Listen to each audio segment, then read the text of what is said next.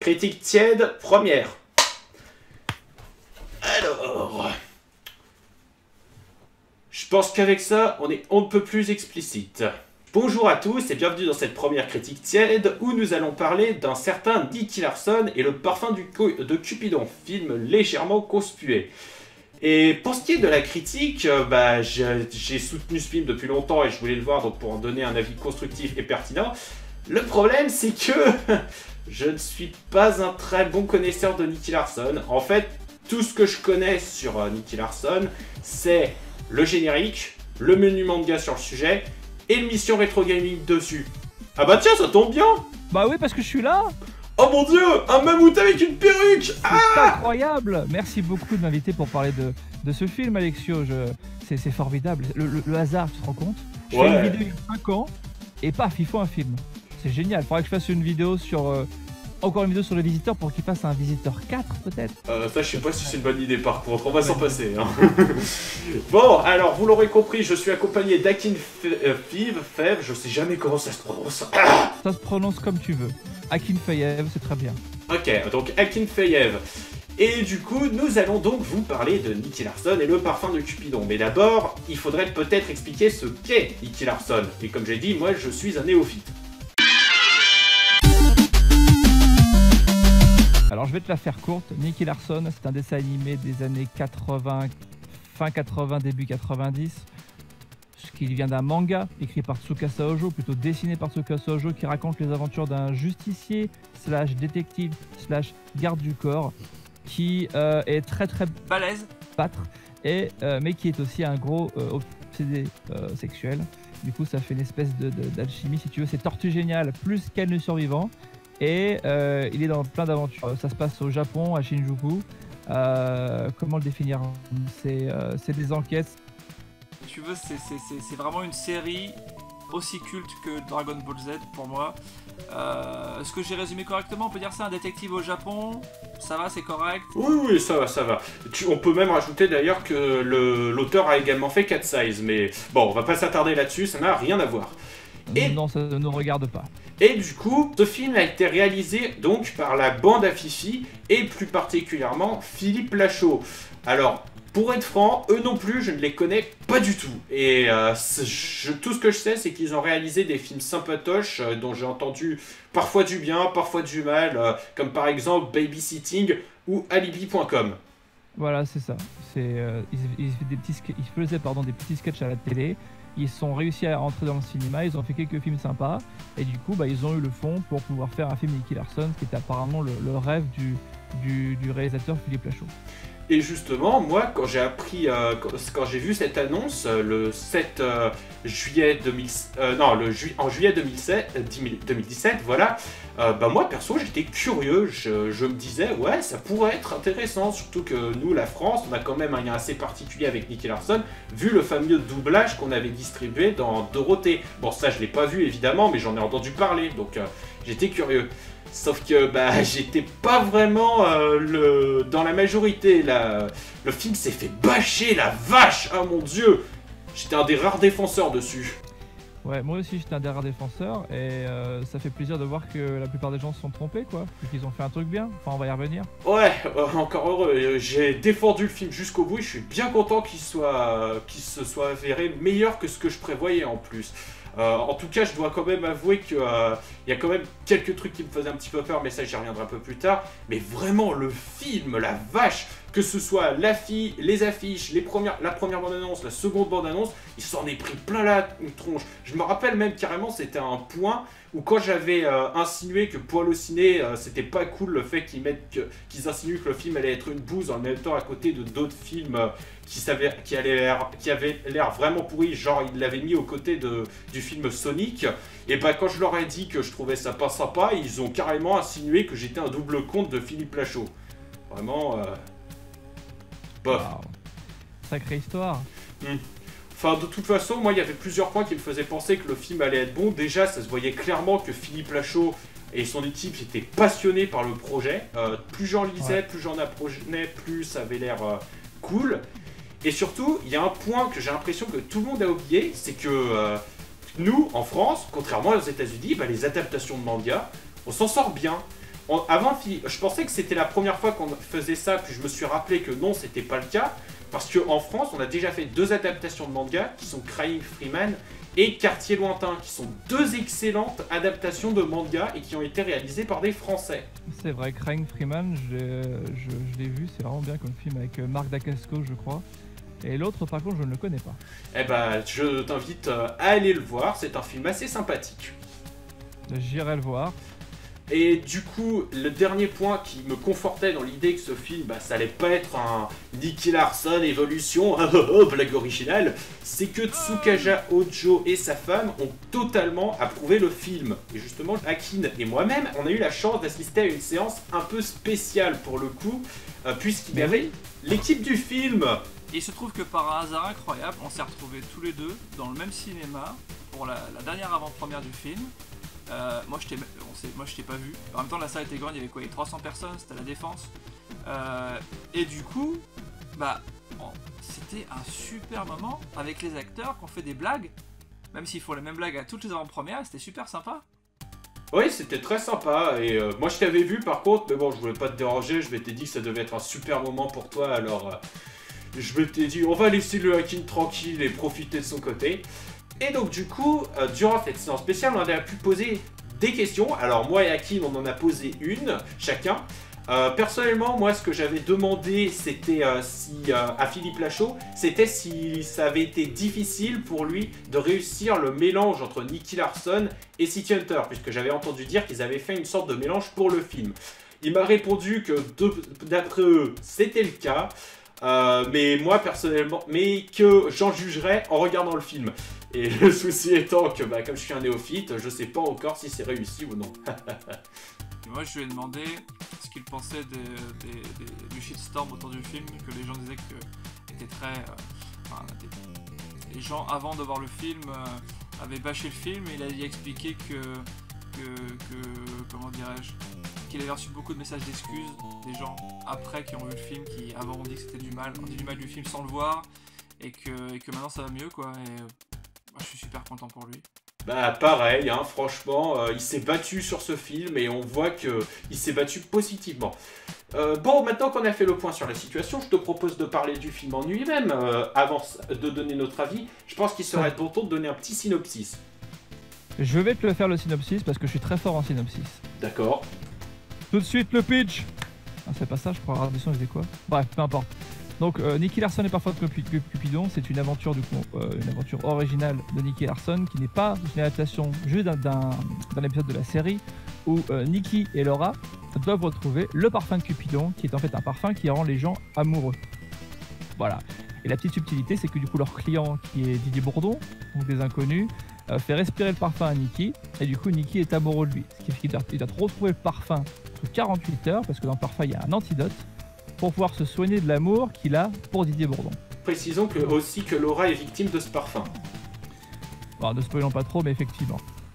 Effectivement. C'est la base de départ de ce scénario, et en fait qui va être entraîné dans une aventure à 200 à l'heure, avec plein de choses qui vont se passer, et vous verrez. On a décidé de pas spoiler, Alexio, c'est ça hein, ouais, c'est bien ça.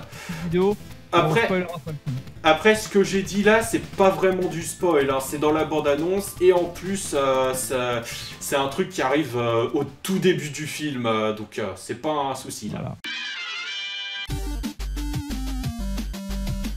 Alors, toi en tant que personne qui n'avait jamais vu d'épisode de Nicky Larson, qu'est-ce que tu as pensé du film, dis-moi? Je vais te le dire en 2 mots. Génial. Enfin, plutôt, c'est en 2 syllabes en fait. Enfin, ce film... Mon Dieu, qu'est-ce que j'ai ri! Ah mais vraiment, c'est la première fois que je rigole autant devant une comédie française depuis bien longtemps. Pour vous donner une petite idée, auparavant j'étais en froid avec la comédie française à cause d'un film qui s'appelait Malout, qui était ennuyeux à mourir. Je vais pas vous faire une mini-critique de ce film-là, mais n'allez pas le voir, Clément. C'est l'un des pires films que j'ai pu voir en termes de comédie.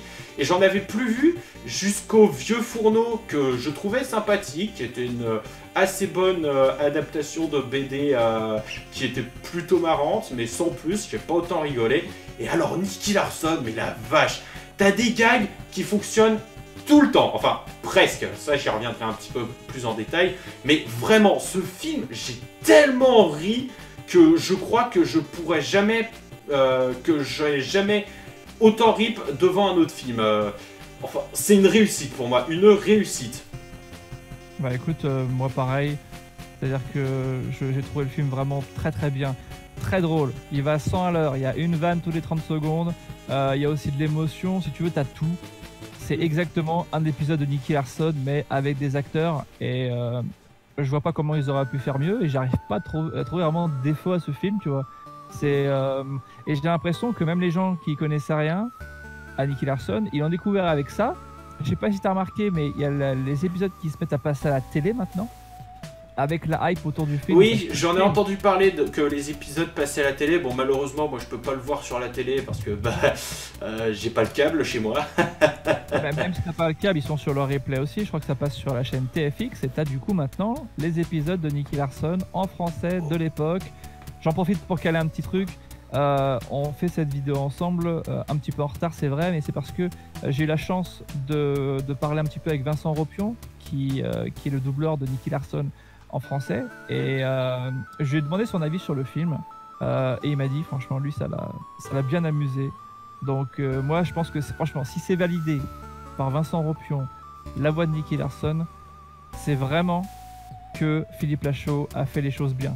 Et n'oublions pas que c'est validé par Tsukasa Ojo et sa femme.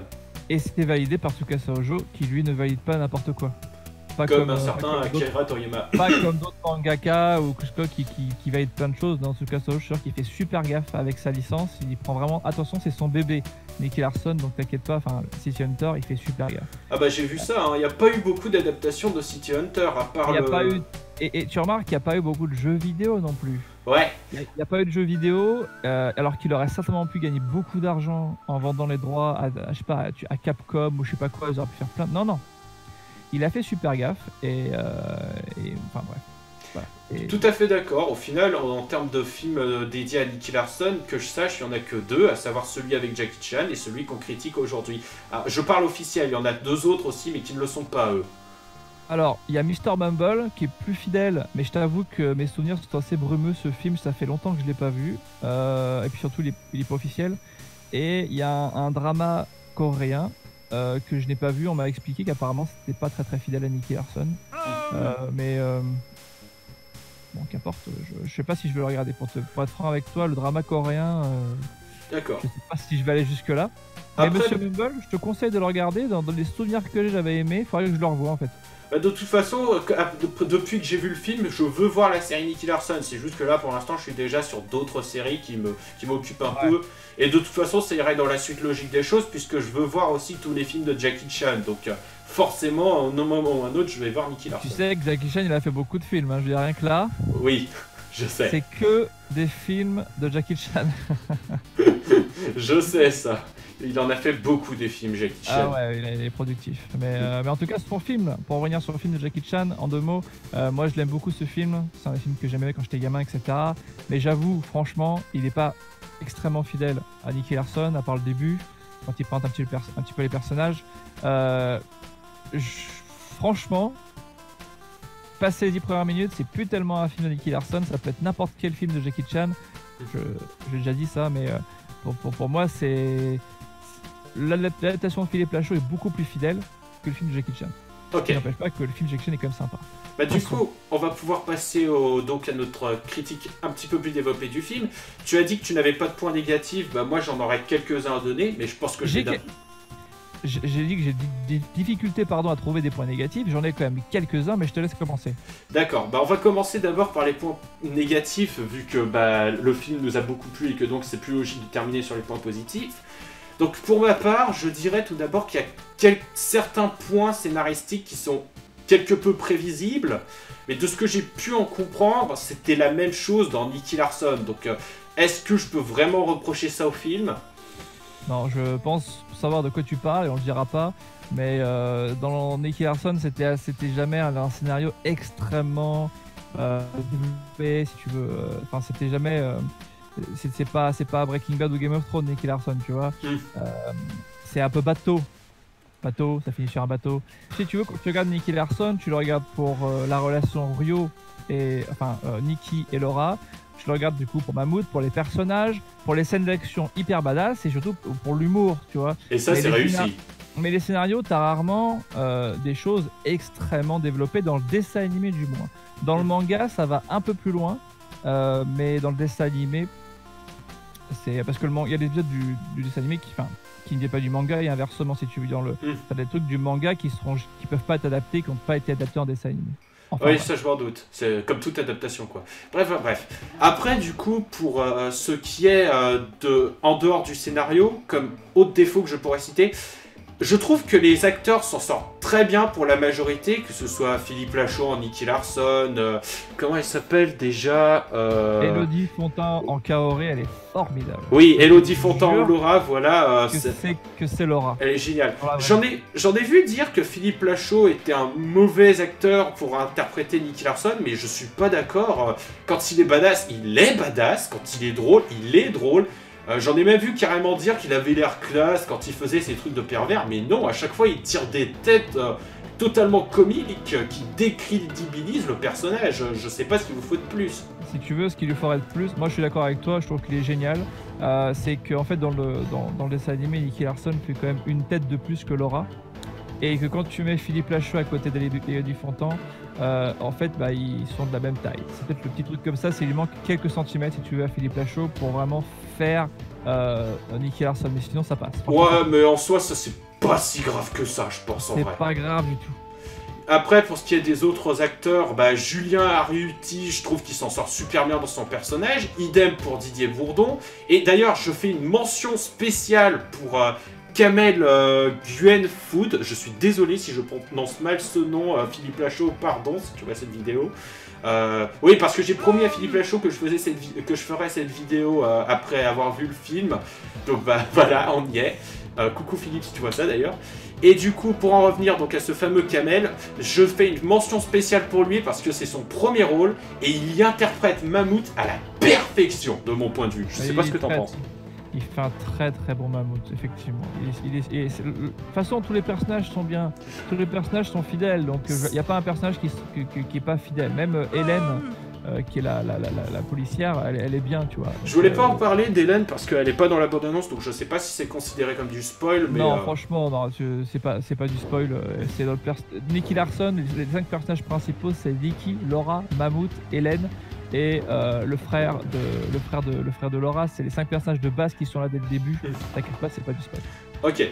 Et du coup, pour ce qui est du défaut que je voulais citer concernant le jeu d'acteur, il y a un personnage que je n'ai pas cité dans les jeux d'acteurs que je trouve parfait. C'est Tarek Boudali. Personnellement, je le trouve en dessous des autres. Je sais pas, j'ai l'impression qu'il fait un peu faux jeu à côté, qu'il exagère par moment. Si tu veux, Tarek Boudali, t'as l'impression que tu pourras le mettre dans le film Babysitting ou Albi.com, ce sera pareil. C'est-à-dire qu'il est super drôle, moi je le trouve super drôle, mais effectivement, son rôle dans Nicky Larson n'apporte pas grand-chose. C'est qu'il est rigolo, mais ça n'apporte pas grand-chose. Pour moi, c'est pas vraiment un défaut parce que la bande à Fifi, dans tous les cas, il fallait les mettre. Et moi qui connais bien Nicky Larson, je peux t'assurer que des personnages secondaires dans Nicky Larson, des personnages secondaires masculins, t'en as juste pas. T'en as des féminins, qui n'ont pas exploité 2 autres personnages féminins qui existent dans Nicky Larson, ainsi que il y a aussi un café, dans Mammouth a un café si tu veux, ils n'ont pas eu Tommy non plus. Oui, j'en ai entendu parler de ça. Et il y a d'autres personnages du coup féminins qu'on voit, mais en termes de personnages masculins, franchement ils ont dû se casser la tête pour les mettre. Et je trouve que ça fait pas tâche. Oui, je suis tout à fait d'accord sur ce point. Autant le jeu d'acteur de Tarek Boudali, je le trouve en deçà. Autant le personnage, j'irais pas dire jusqu'à dire comme certains qu'il est inutile, parce qu'il a quand même certains moments qui auraient pas pu se dérouler s'il était pas là. Je vais pas dévoiler ces moments, mais bon. Effectivement, Tarek, pardon, c'est vrai que tu sers un petit peu dans le film. Tu sers un petit peu dans le film, pas de problème.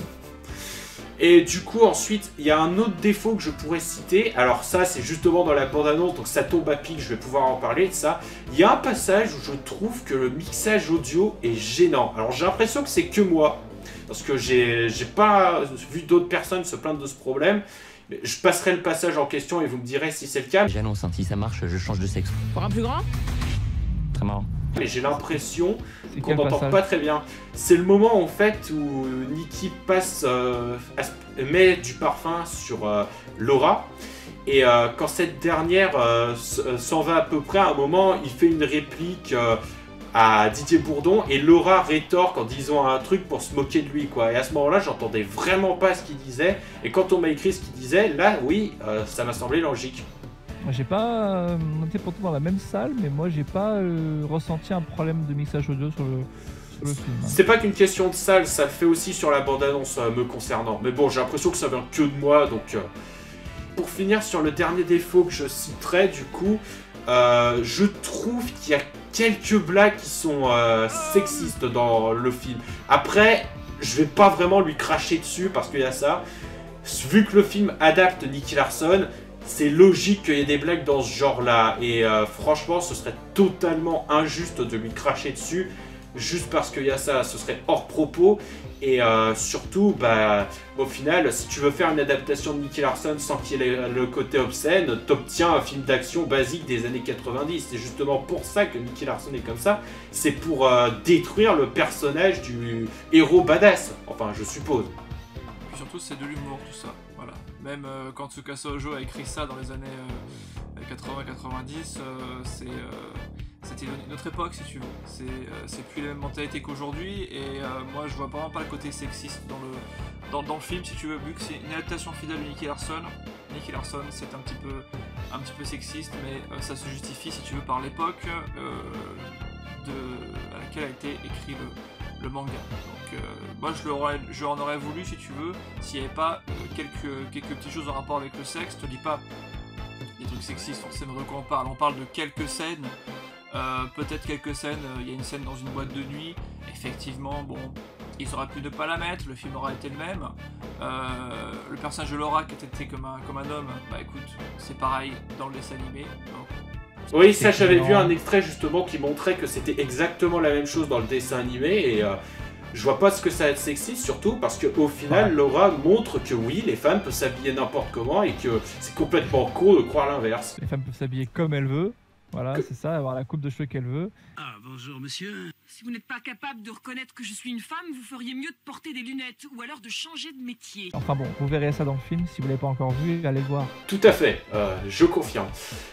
Après, pour ce qui est des points pas si négatifs que ça, mais autres que je voulais citer, il y a un point important qu'il faut que je vous dise. Si vous êtes parent, que vous avez grandi avec le Club Dorothée et que vous voulez voir ce film avec des enfants, je vous déconseille de les y emmener. Parce que, juste pour vous dire, dans les 5 premières minutes du film, c'est pas du spoil, hein, c'est vraiment les 5 premières minutes du film, il y a, disons, qu'on voit un entrejambe. Ouais, alors...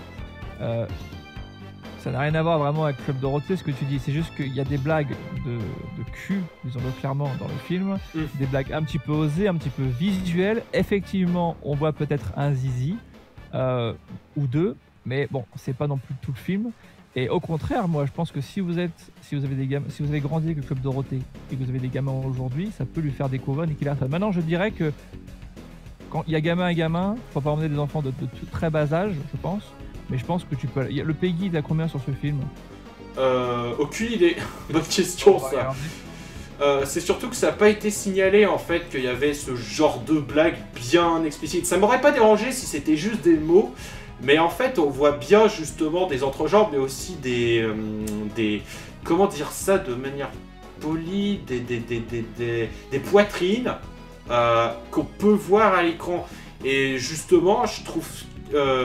s'il y a des enfants en très bas âge, faut quand même, je dirais qu'il faudrait quand même éviter de leur montrer. Les très bas âge, ils vont pas au cinéma, bon, Alexio, ils vont pas au cinéma, les très bas âge. Mais je vois ce que tu veux dire. Mais j'arrive pas à trouver du coup savoir s'il y a une limite d'âge pour le.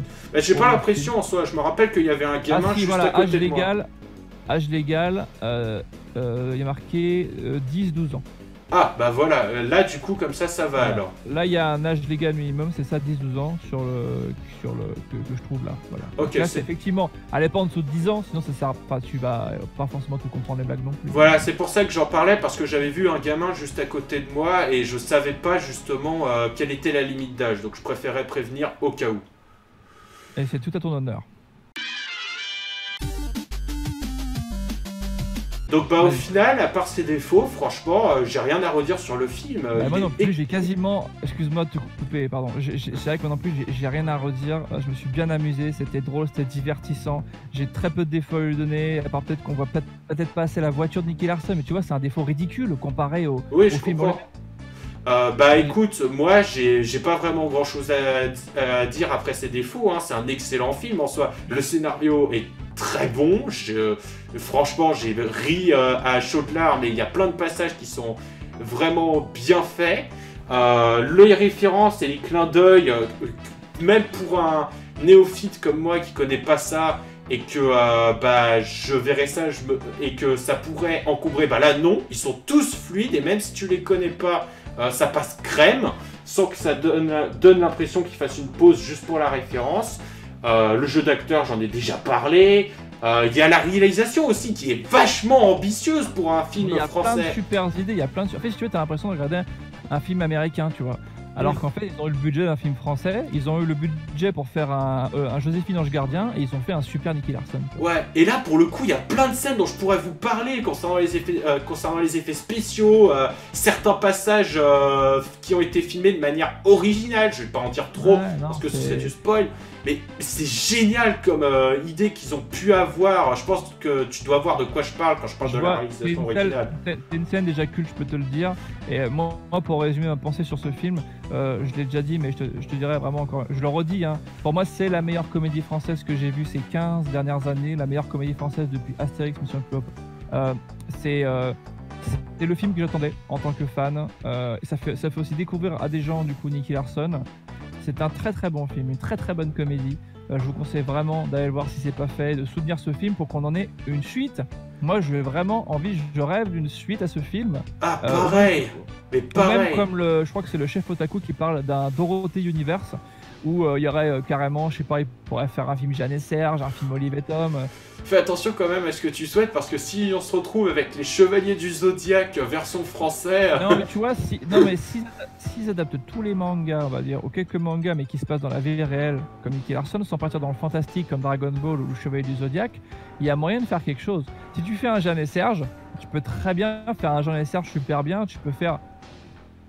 Enfin, je sais pas, à mon avis, il y a moyen de commencer ce film et peut-être le début de quelque chose de grand. Ah mais oui, je suis totalement d'accord sur ce point. Au moins, on verra que ça vaut le coup de prendre des risques dans le cinéma. J'espère que là, actuellement, on parle, le film est sorti depuis 10 jours. Et le film, je crois qu'il marche bien. Je vais te dire un petit peu, pendant qu'on conclut, je vais te dire combien il a fait de vues pour l'instant. Pour ce que je pourrais rajouter, je dirais également qu'il a de très bonnes musiques qui sont super à écouter. Pour moi, ça a été un régal, auditivement parlant. J'ai entendu qu'il y avait des histoires de plagiat à ce niveau, mais bon, je les ai pas reconnues personnellement. Après, j'ai pas une très bonne culture du cinéma, je dirais, donc faut pas trop se fier à mon avis à ce niveau-là. Il y a aussi le fait que je trouve que c'est une très bonne adaptation sur la forme, parce que si je peux rien dire sur le fond, sur la forme quand même, faut reconnaître qu'au niveau des costumes, ou aussi le fameux marteau de Laura qu'ils ont réussi à intégrer sans que ça fasse tâche, ils s'en sont très bien sortis, et pour ça je fais du coup une mention spéciale à Claire Lacaze qui s'est occupée de ça.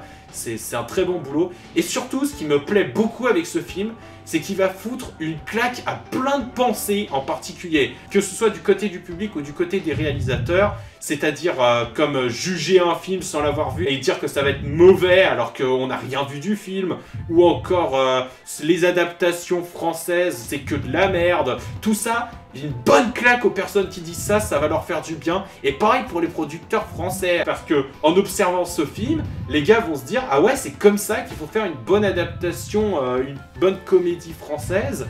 Et c'est aussi comme ça qu'on dira que ça paye de faire des trucs ambitieux, quoi. Je veux dire, le gros point positif que je dirais concernant ce film au final, c'est qu'il a un vrai scénario et que c'est pas juste une suite de gags comme dans Astérix, Obélix, aux Jeux Olympiques là. Ah oui, c'est vrai que tu compares vraiment ce qui est comparable. Tu compares ce qui est comparable et adaptation de BD. Et c'est vrai que quand tu compares ce film à Astérix 3, c'est vrai qu'il n'y a pas photo, quoi. Enfin, je parle d'Astérix aux Jeux Olympiques, mais bon, c'est pas lui le pire. Coucou Astérix au service de Sa Majesté. C'est vrai que vraiment, celui-là, au service de Sa Majesté, il est vraiment, je te jure, c'est une plaie à regarder, c'est terrible. C'est vraiment terrible. Moi, je crois qu'on a fait le tour. Je crois qu'on a tout dit. Ouais. Franchement, allez voir ce film si vous l'avez pas vu. Supportez-le tant qu'il est encore au cinéma. Moi, j'ai Oui, plus envie oui, de le revoir supportez-le. encore. C'est un film qui mérite un soutien. C'est un excellent film. En ce moment, quand vous avez le choix entre La Nouvelle Merde avec Franck Dubosc ou Qu'est-ce qu'on a fait au bon Dieu 2, et qu'à côté vous avez Nicky Larson, un truc qui tente des trucs, qui ose, etc. Il faut soutenir ce genre de production. En plus, franchement, Philippe Lachaud, c'est pas un mec qui est dans la mafia du cinéma français et compagnie, avec les copinages et compagnie. C'est vraiment un mec qui s'est fait de lui-même, si tu veux, avec sa bande. Et j'aimerais vraiment que leur film marche bien et qu'ils en fassent une suite. Ça sera vraiment mérité. Le gars est super sympa. Mais ouais, moi je veux que ce film réussisse. Je veux une suite, clairement, il le mérite. D'autant plus que Philippe Lachaud l'a dit qu'il aimerait faire une suite, mais uniquement si le film marche. Et en plus, j'ai cru lire sur Wikipédia, je sais pas si c'est une info qui est vraie, donc c'est à prendre avec des pincettes, mais il paraît que s'il y a une suite qui se fait, ce serait un crossover avec Cat Size. Pourquoi pas? Moi, j'aimerais déjà qu'ils en fassent un deuxième. Bah du coup, pour ce que j'ai à dire, voilà, Nicky Larson, allez le voir, c'est une pompe, c'est une tuerie, il faut absolument pas le louper, vous allez regretter si vous ne le voyez pas au cinéma, et quand le film sera sorti au cinéma, si vous l'avez pas encore vu et que vous voulez quand même le voir, achetez le Blu-ray, soutenez ce cinéma français. Quand le film sera en Blu-ray. Voilà, c'est ça, pareil, c'est une tuerie. Ne ratez pas une des meilleures comédies françaises depuis les 15 dernières années. Franchement, ne ratez pas ça. Allez supporter ce film si vous aimez un petit peu le Club Dorothée, allez-y, ou même si vous aimez rire. Et il y a beaucoup de gens qui aiment rire, figure-toi. Bah oui, c'est évident, hein. Bah voilà, merci Monsieur Lachaud pour ce superbe film, vraiment. Ouais, merci, c'était vraiment génial, merci beaucoup. C'était un excellent moment, je le dirai jamais assez. Et bah, si vous l'avez pas vu, allez le voir, Blu-ray, tout ça. Je vais vous quitter sur ces mots et bah à une prochaine pour une nouvelle vidéo, peut-être en compagnie d'Akin, qui sait. Et merci du coup de m'avoir invité et peut-être à une prochaine pour une prochaine critique, ça serait super sympa. De rien. Pour le 2. Allez, salut. Salut. Et bah moi du coup, je conclurai en disant bah à une prochaine. Et que si vous voulez voir la chaîne d'Akin Fiv, je vous mettrai le lien de sa chaîne quelque part dans la vidéo ou en description. De toute façon, vous savez quoi faire. Et ben on se revoit pour une prochaine fois. Ciao messieurs, mesdames, et à bientôt. C'était Alexio, out.